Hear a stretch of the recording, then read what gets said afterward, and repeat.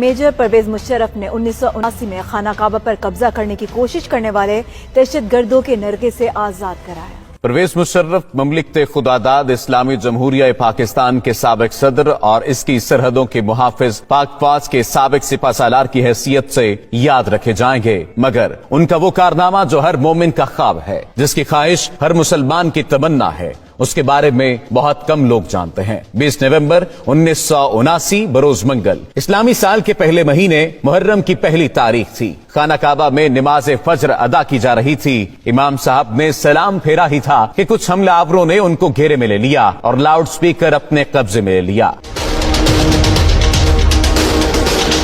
اس وقت حرم شریف میں ہزاروں نمازی موجود تھے۔ حرم شریف کے ان حملہ آوروں کا سرغنہ 27 سالہ محمد بن عبداللہ القحطانی تھا، جس نے 4 سال تک مکہ یونیورسٹی میں اسلامی قانون کی تعلیم حاصل کر رکھی تھی۔ اس نے لاؤڈ سپیکر پر اعلان کیا کہ وہ اس صدی کا امام مہدی ہے، میرے ہاتھ پر سب لوگ بیعت کریں۔ He told a certain person to stand up and called him to the microphone and he said, "O Muslims, this is your Mahdi. Give bay'ah to him." Muhammad bin Abdullah al Qahtani 500 ساتھیوں سمیت خانہ کعبہ پر حملہ آور ہوا تھا اور حرم پاک میں داخل ہونے کے بعد تمام دروازے بند کر دیے۔ ہزاروں نمازیوں کو یرغمال بنا لیا۔ اس گمراہ کن ٹولے نے مقام ابراہیم علیہ السلام کے قریب جا کر اسلحے کے زور پر دہشت پھیلانا شروع کر دی، زبردستی لوگوں سے بیعت لینا شروع کر دی۔ کئی صدیوں کے بعد یہ پہلا موقع تھا جب خانہ کعبہ عام انسانوں کے لیے بند کر دیا گیا تھا۔ سعودی حکومت نے ان حملہ آوروں سے نمٹنے کے لیے اپنی فوج بھیجی جو بری طرح ناکام رہی۔ سعودی کمانڈوز حرم پاک میں داخل تک نہ ہو سکے تھے۔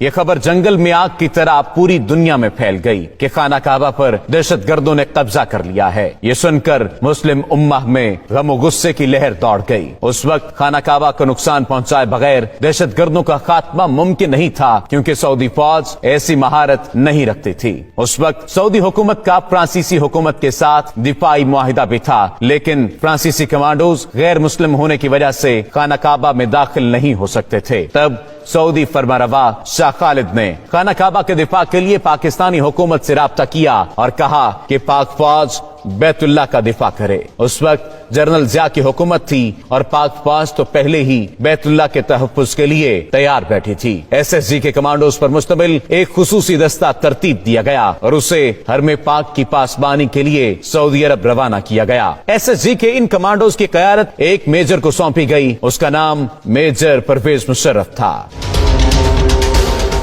جب پاکستانی کمانڈوز کا یہ دستہ حرم پاک پہنچا تو اس وقت دہشت گردوں کے قبضے کو 1 ہفتہ ہو چکا تھا۔ پاک فوج کے کمانڈوز کا یہ ٹریڈ مارک ہے کہ اپنے دشمن پر اتنی تیزی سے حملہ آور ہوتے ہیں کہ انہیں سنبھلنے کا موقع بھی نہیں دیتے۔ یہاں پر معاملہ کچھ مختلف تھا، کیونکہ بات خانہ کعبہ کی حرمت کی تھی۔ میجر پرویز مشرف کی قیادت میں SSG کے کمانڈوز نے حرم پاک کا کیمروں کی مدد سے جائزہ لیا۔ میجر پرویز مشرف نے دہشت گردوں کی پوزیشن کو مارک کیا اور حکمت عملی بنانا شروع کر دی۔ میجر پرویز مشرف نے سعودی حکام سے کہا کہ مسجد حرام کے صحن میں پانی چھوڑ دیا جائے اور کمانڈوز کو ہیلی کاپٹر کے ذریعے مسجد کی چھت پر اتارنے کی اجازت دی جائے۔ اجازت ملنے کے بعد SSG کے کمانڈوز کا اصل ایکشن شروع ہوا۔ ایک طرف مسجد حرام کی چھت پر کمانڈوز اترنا شروع ہوئے تو دوسری جانب خانہ کعبہ کے صحن میں کھڑے پانی میں میجر پرویز مشرف کے حکم پر کرنٹ چھوڑ دیا گیا۔ اس فوری اور غیر متوقع کارروائی کی وجہ سے دہشت گردوں کے ٹاپ شوٹرز غیر فعال ہو گئے اور